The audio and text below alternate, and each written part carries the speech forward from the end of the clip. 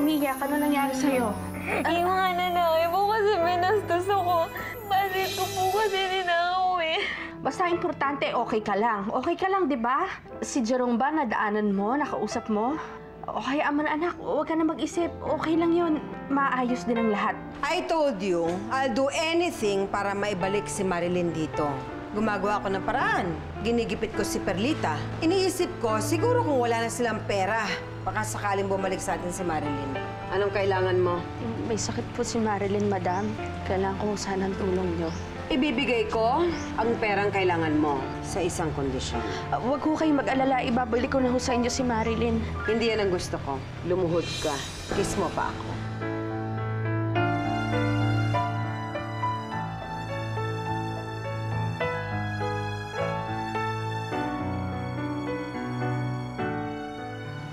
Marilyn.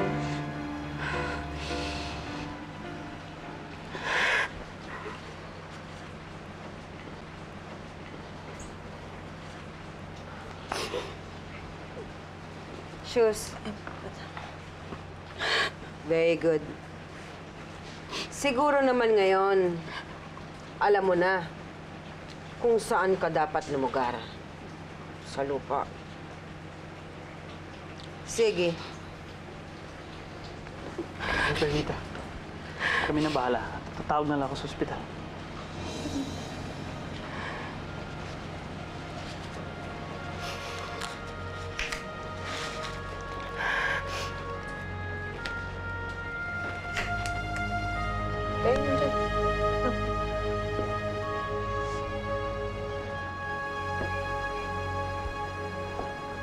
Mama naman, hindi mo na dapat ginawa pa yun. Sana kinuha mo na lang si Marilyn. Hindi mo na dapat ginawa kay Perlita yun. At pagkatapos pag gumaling na siya, kapag nakabango na siya, babalik ulit sa Perlita na yon? Hindi. Ang gusto ko, kusa siyang bumabalik sa atin. Hindi yung pinipilit pa siya. Huwag kang mag-alala. Malapit na yun nararamdaman ko. Pero Mama... Giselle, tama si Mama. Kilala mo naman si Marilyn. Matigas ang ulo nun. Kapag pinilit natin siyang bumalik dito, lalo lang magagalit yun sa atin. Tama lang ginawa ni Mama. Tama si Mama. Wala ka ibang alam sabihin, kundi tama si Mama, Ziggy. Hoy! Ano gusto mo sabihin? Anong ginagawa mo? Gusto mo kaming pag-awaying mag-ina? Hindi naman sa ganun, Mama. Eh ano? Tayong tatlo dito dapat ang magkakampi. Iisa lang naman ang gusto natin, ang bumalik si Marilyn, hindi ba? And please, stop fighting us. Makipag-cooperate ka na lang.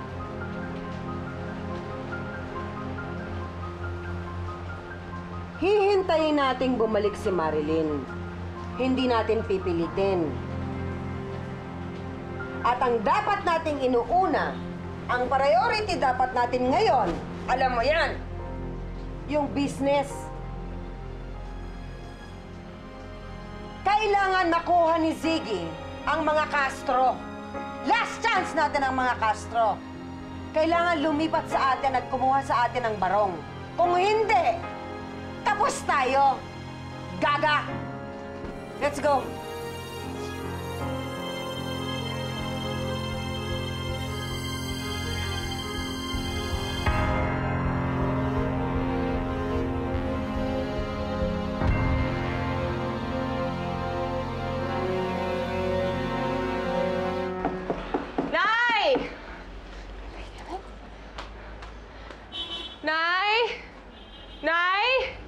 I don't know what you're doing here, Darlene. Ikaw na nagsabi na ikaw nag-decide na gusto mo umalis, di ba? Tapos ngayon, babalik-balik ka. Hindi naman ako bumabalik eh. Dumadalaw ako. Iba yun, Allison. Gusto ko lang naman kumustahin si Perlita kung okay lang siya. Yun lang ba talaga? Aminin mo na kasi, namimiss mo siya. Eh ano naman ngayon kung namimiss ko siya? She's still my mother after all. Ewan ko sa'yo, Darlene. Gusto mo pa na siya makasama, ba't hindi ka na lang bumalik? Hindi nga pwede. Kasi nandyan pa si Marilyn. You know what it's called? It's called making a point. Duh. Duh. Whatever. Nay! Nay Perlita! Buksan niyo na to! Nay! Darlene, walang tao dyan. Ha? Nasaan ho si Nanay Perlita? Nagmamadaling umalis kanina, pupunta daw sa ospital. Bakit ho? May nangyari ho ba kay Nanay Perlita? Aba, malay ko. Sabihin mo sa nanay mo, pag nakita mo siya, magbayad na siya ng renta para hindi ko siya palayasin. Alison, samahan mo naman ako sa ospital, oh. Baka kung ano na nangyari kay Nanay Perlita. Okay. Babalik na lang po ako mamaya. Salamat.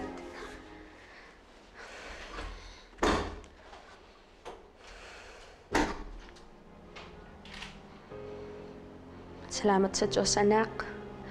At ligtas ka na. Nasa mabuting kalagayan ka na din. Lahat gagawin ko para sa'yo.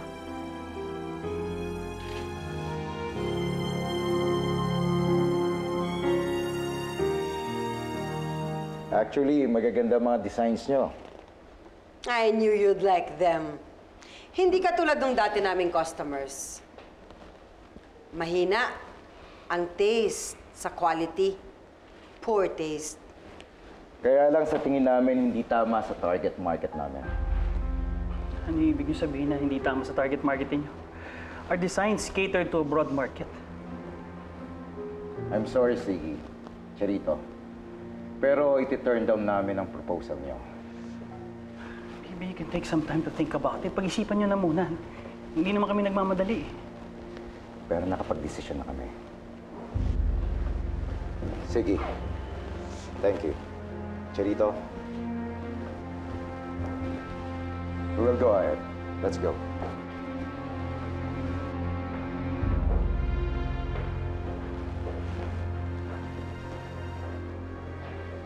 Kung ayaw nila, de wag!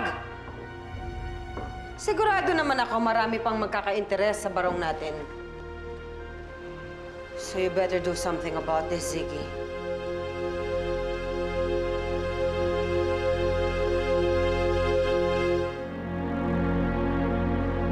Miss, may pasyente ba dito na Perlita Mendoza? Kaano-ano po nila ang pasyente? Ako yung anak niya. Nandito ba siya? Sandali lang po, Ay, sorry po. Wala pong nakakonfine na Perlita Mendoza.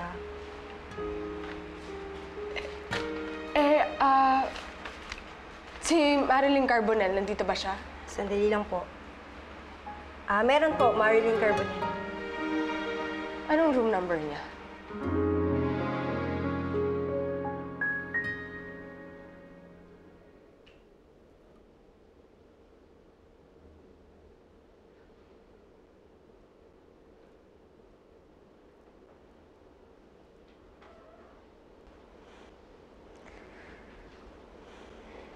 Nay. Anak! Buti naman nagising ka na. Kamusta ang pakiramdam mo?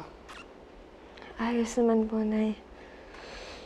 Ikaw naman kasi, sinabi ko sa'yong kumain ka at huwag kang magpapagawat. Ayan, tingnan mo nangyari sa'yo. Sorry po, Nay. Gusto ko na naman po kasi makatulong sa inyo. Kaso parang napalala ko pa yung sitwasyon kasi walang-wala na nga tayo tapos ito. Nadagdagan pa ng gastusin dahil kailangan pang bayaran yung ospital. Hayaan mo na yun. Huwag mo nang isipin itong batang to. Hayaan mo na. Nagawan ko naman ng paraan. Basta importante, ligtas ka. Nay, salamat po,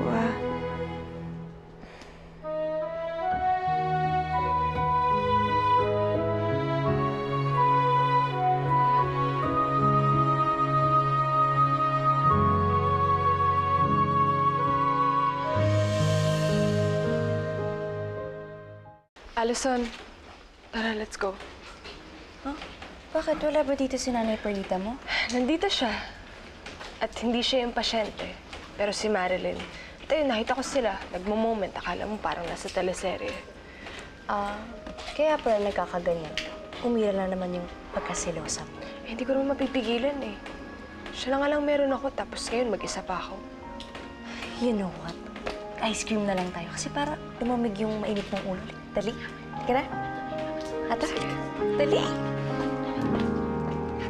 Tumanggi tumanggi ang mga Castro? Ano ba nangyayari? Akala mo kung sino sila? Kung ayaw nila, di wag! Ibigay sa iba.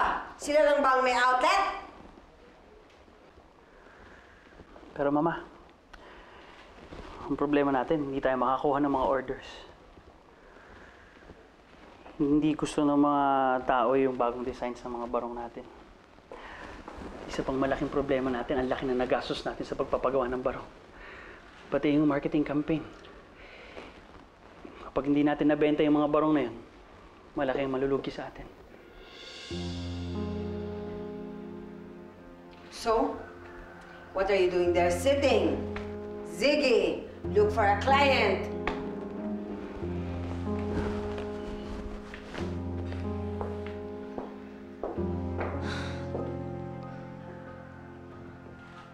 Mama? What? May problema ba tayo? Meron kasing tiga-bangkong nagpunta rito tapos hinahanap ka. Sabihin mo, wala! Bakit ba puro problema na lang ang binibigay mo sa akin, Giselle? I need some facial. Nai-stress ako. Ngayon, kapag may dumating na maniningil, sabihin mo, wala ako! Out of the country! Nasa Hong Kong nag-aalmusal!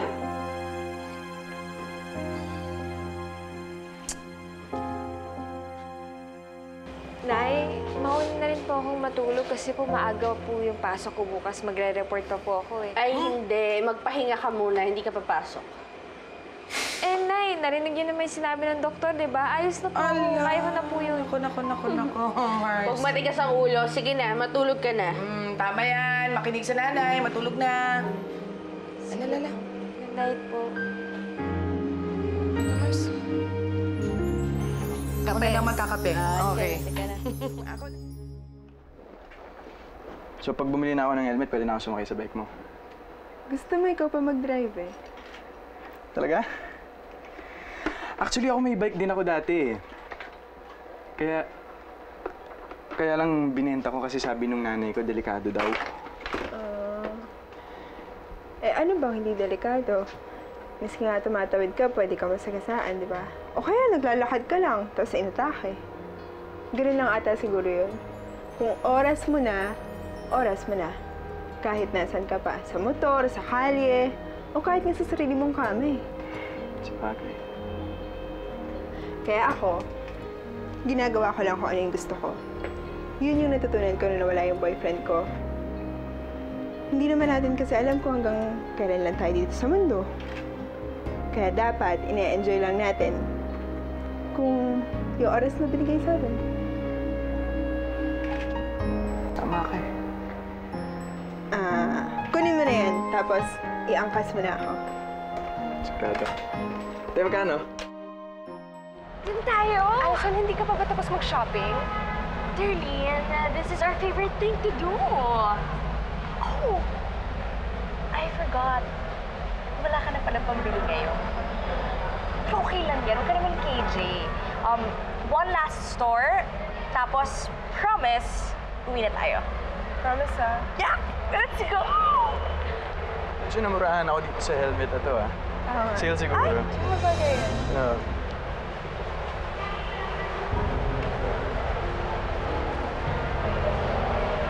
Awkward!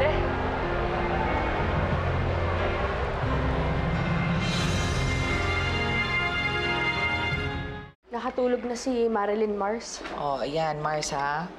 Basta huwag kang papayag na magtrabaho yan ulit. Oo naman, hindi ako papayag. Ako nang bahala. Hanap na lang ako ng paraan kung paano kami makakaraos. Ikaw nang bahala. Ano, ikaw magtatrabaho? Alam mo namang hindi mo kaya yun?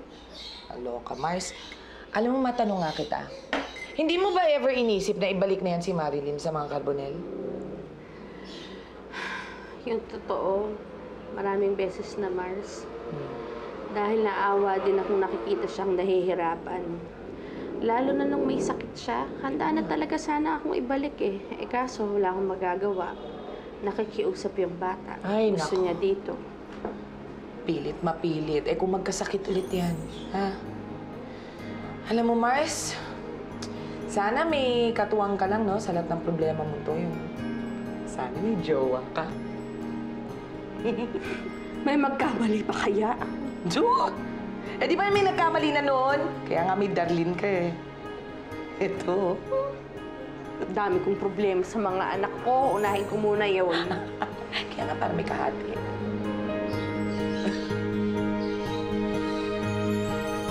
So, sino kaya yung girl na kasama ni Jerome?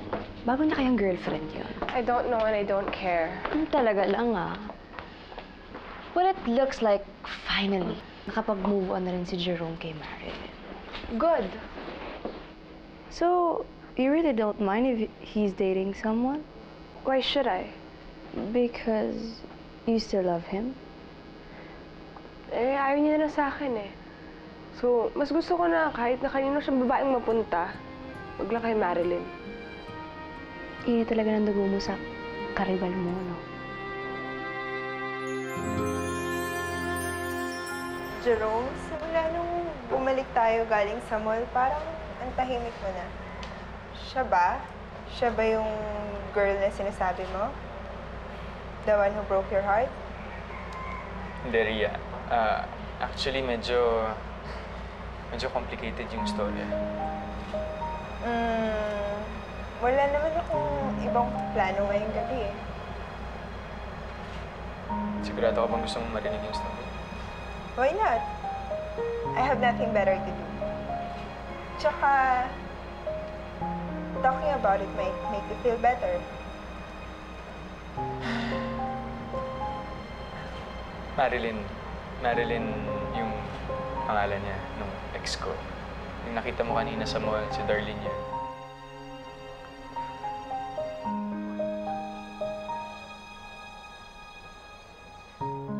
Hindi mo ba ever inisip na ibalik na yan si Marilyn sa mga Carbonell? Eh kung magkasakit ulit yan, ha? Baka mas makakabuti, anak, kung umuwi ka na lang din.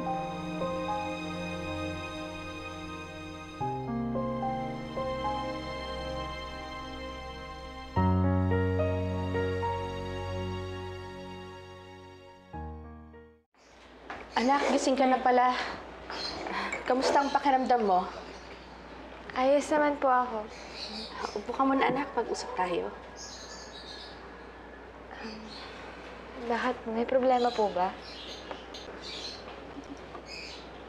Anak, baka kailangan ng bumalik ka talaga sa inyo. Nay, ayoko po. Masakit din para sa akin to, Marilyn. Pero nahihirapan na kasi akong nakikita kang nahihirapan. Katulad niyan, nagkakasakit ka na. Hindi ka na sanay magtrabaho. Kung nandun ka sa mga Carbonell, mabibigay nila mga pangangailangan mo. Ako kasi ito lang. Alam mo naman siguro kung anong sitwasyon natin dito, di ba? Isa pa, anak. Si Darlene, kailangan niya na umuwi. Nahirapan na rin kasi akong makitang parati kayong nagkakasakitan. Dahil pareho ko kayong mahal.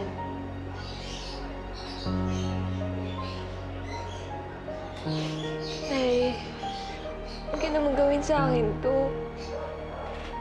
Hindi kayo yung pamilya ko eh.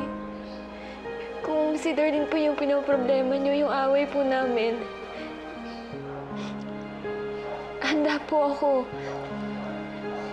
Handa po ako magpatawad. Ako na po magpapakumbaba. Kasi gustuhin ko po na makasama kayo sa hirap.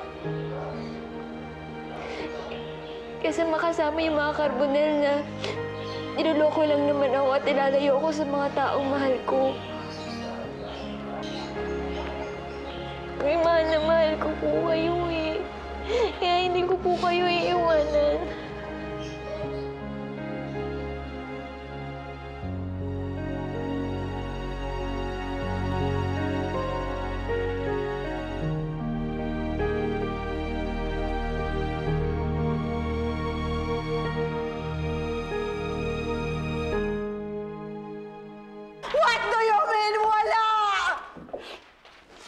Ma, kung kanina na ako nagpadala ng proposals, wala talaga eh. I'm thinking of closing down the shop doon sa Manila. No! Mahal yung expenses yung operations doon eh. Kailangan natin isara. Hindi ako papayag. You can't do this to me, Ziggy. Alam mo na napaka-importante sa akin ang barong business na ito. Family business ito. Wala ka pa ito. Kaya pinuntar namin ang papa mo. You have to do something about this. Mama, wala tayong choice. Wala tayong choice. Malaki yung expenses natin doon eh. Mahal operations doon. Mama, please. Please understand me naman. No? Wala rin akong choice eh. Hindi ko naman gusto to eh. No! No, Ziggy, you have to do something about this. Hindi pwedeng wala tayong choice. You are the one who's managing this. How did this happen? We have bigger problems. Tapos na yung ginagawang audit para sa resort. And then? Pati yung resort, lugi na eh. Lugi na yung resort. Yung kinikita ng wellness pa, sinusuportahan lang yan ang kita ng resort. Mama, yung resort. This, Mama. What about the resort? The resort, Mama. The resort. What about the resort?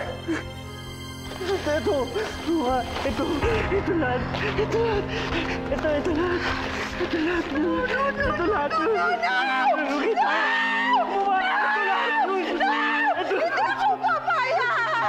Mama, I'm sorry. No! Hindi ako papayag! Sige, no! No! I'm sorry. No! Anong ginawa mo? What did you do?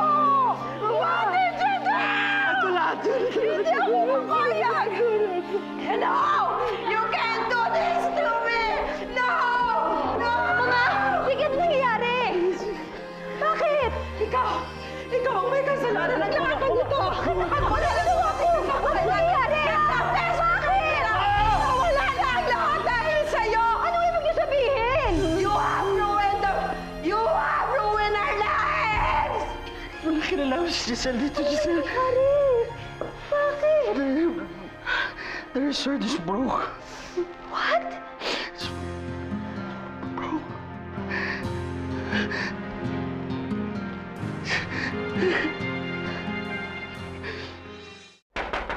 Perlita! Perlita, buksan mo to! Ayun, nakauwi ka rin. Ano? Asan ang bayad niya sa renta? Pasensya na ho kayo. Na-ospital ho kasi si Marilyn. Naku, wala akong pakialam kung na-hospital man siya. Wala akong pakialam. Ang kailangan ko yung bayad niyo. Yung bayad niyo dito, nasa na? Hindi pwede yan ganyan. Aling Marta, baka naman po pwedeng bigyan niyo kami ng palugit? Ano ba naman yan? Puro pagbibigay na lang ang binibigay ko sa inyo. Hindi pwede ganyan. Ano, tumito na kayo dito ng libre sa bahay ko? Ay, naku, hindi pwede. Kukunin yung mga gamit ko dito. Wag ba yan? Hindi maawa na kayo sa amin. Hindi pwede yan naman po. Ano ba yan? Hindi pwede ganyan. Ano kayo? Kakapal naman ang mukha ninyo. Malis kayo na sa bahay ko. Sobrang ang pagbibigay ko sa inyo. Ayun, kailangan ko ng pera. Everything okay, Perlita?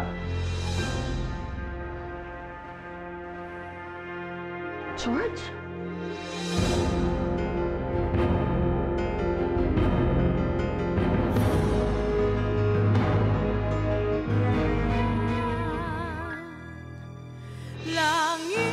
Dito ka dinala ng tatay ni Darlene? Bakit daw? Kasi mahal pa rin niya si nanay. Sa buong Pilipinas, kapag sinabing barong, karbon agad. Ang lahat pinaghirapan ng papa mo. Down the drain. I came here to invite you to come with me and make up for all those years when I left you.